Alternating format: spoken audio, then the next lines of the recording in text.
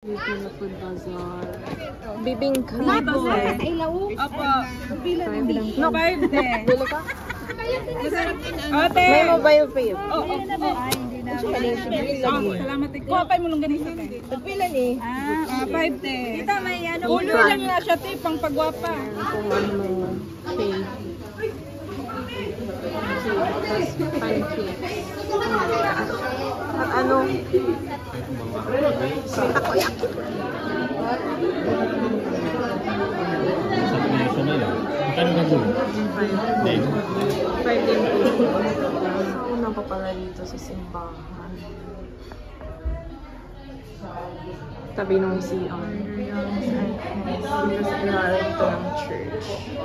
Ilalim ng church. Yung CR ito sa mabas.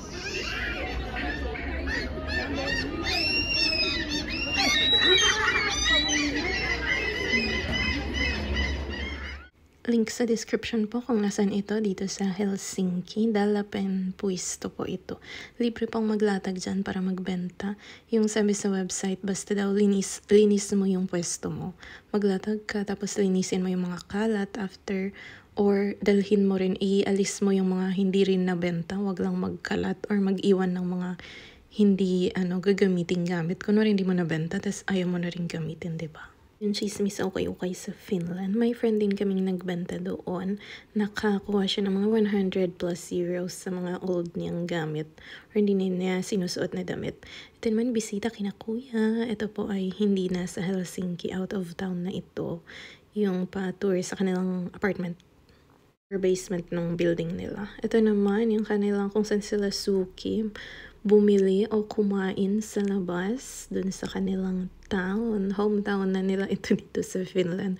Ito yung unang town na nilipatan nila from Philippines. Tapos ayun, uwian na to ng gabi. May pa-video sa tabi ng estasyon ng tren. Alas 9 na ng gabi. Natuwa sa mga medyo fresh flowers dyan sa gilid-gilid. Tsaka maaga kami bago pa umalis yung tren. Mga 20 minutes siguro kaming maaga. Ayan, naghatid kasi kami ng car. Tapos umuwi by train. Halo, siya ng multilingual. Taglish po. Ayan, pa-view. Regular na tren lang yan. Parang intercity. Kasi out of town nga kami niyan. Tapos nag-tren kami pabalik ng Helsinki. Ito naman ay sa workplace. Minsan may nagbibigay ng chocolate, ganyan. Shared sa lahat. At syempre mga pabaon. Baon galing bahay, leftover. Syempre mga bili rin yan sa Asian store. Yung shumay nga yung nakasulat, SHUMAI. And pakape na libre din.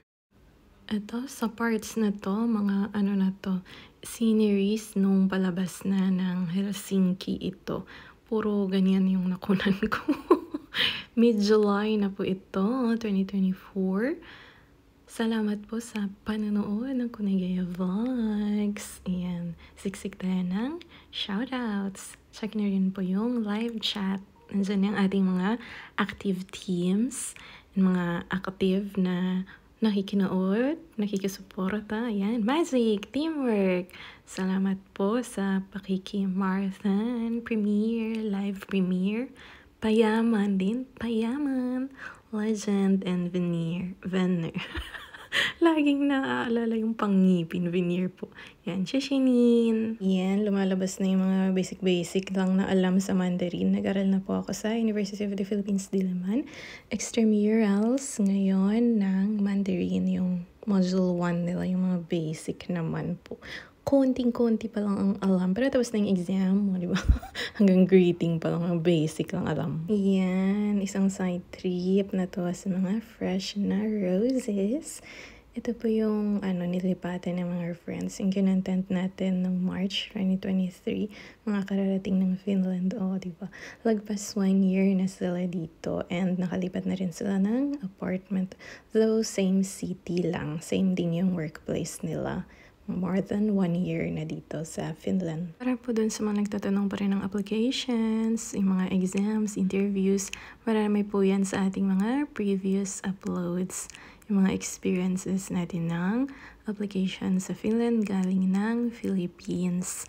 Pero more of sa ano po yun, healthcare. Kasi sa amin dati assistant nurse. Though yung work na rin namin ngayon ay registered nurse. Tapos nag-content tayo konti kasi may mga na-meet tayo, mga kakilala na naging kapamilya na rin.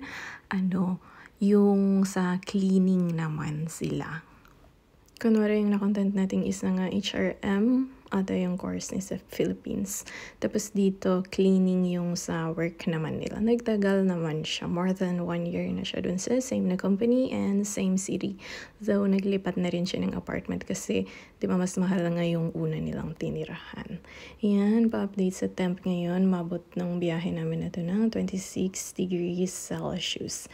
Opo, mainit na yan dito sa Finland ngayong summer. Minsan ata abot mga 30, ganyan. At sobrang init na yan dito kasi 'di ba parang mas madaming buwan na malamig dito. Ayan, parang Baguio City weather lang yan. Baguio City, dun sa north ng Philippines.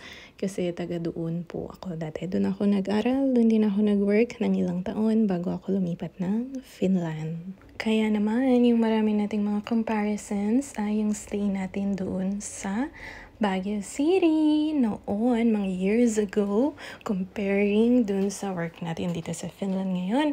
And syempre, yung mga paisa-isa nating content ng Mountain Province kasi yun din yung kinalakhan kong probinsya. Dun din ako pinanganak and dun ako nagstay ng hanggang high school.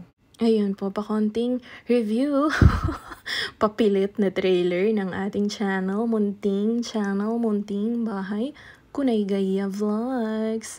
Kunay Gaya po talaga yung pronunciation niya. And Kunay at Gaya ay magkaibang pangalan. Mga first names ng mga lola, ganyan, sa Mountain Province. Mga traditional na pangalan ng mga igurut. Igurut or yung iba, igulot. Hindi po siya igurot na pronunciation ng mga taga lowlands.